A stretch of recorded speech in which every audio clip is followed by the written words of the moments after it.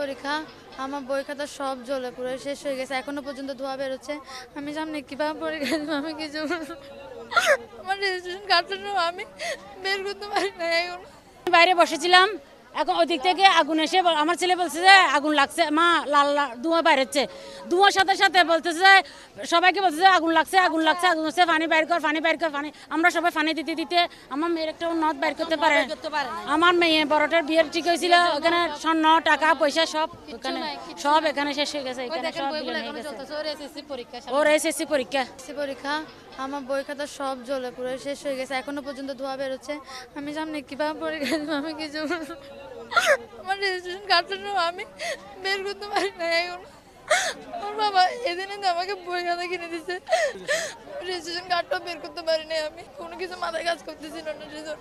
আমি বের হলাম, আমি রান্নাঘরের দিকে যাচ্ছি ভাত রেডি করার জন্য, দেখি আগুন মানে আমার ছাদের উপর দিয়ে চলে আসছে ধোঁয়াটা যখন দেখি আগুন বলে, তারপর আমার ওয়াইফ ছিল, আমার ওয়াইফ সহ কী করলাম তাড়াতাড়ি করে বাচ্চা কাচ্চা কোথায় দেখে তাড়াতাড়ি বের হয়ে গেলাম। আমার গায়ে কোনো গেঞ্জি শার্ট কিছু ছিল না, এটা আমাকে একজনে দিছে, সেটা পরলাম। এখন মানে খালি লুঙ্গি নিয়ে স্যান্ডেল জোড়া স্যান্ডেল এক জোড়া নিয়ে বাইরে চলে গেছে। এখন আমার মেয়ে যে পরীক্ষা দেবে সেটা তার পরীক্ষা দেবে সেটা বলতেও তো পারতেছি না, একটা অনিশ্চিতের মধ্যে পড়ে গেছি।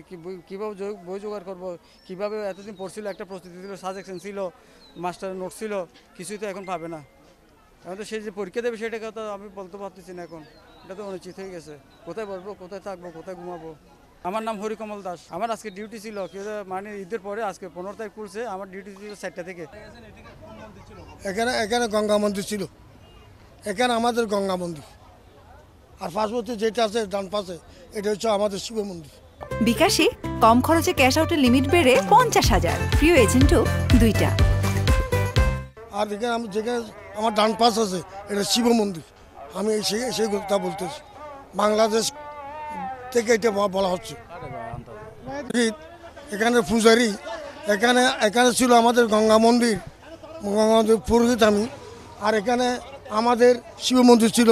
ওই 2টা মন্দির আমাদের পুড়ে গেছে, একদম শেষ হয়ে গেছে।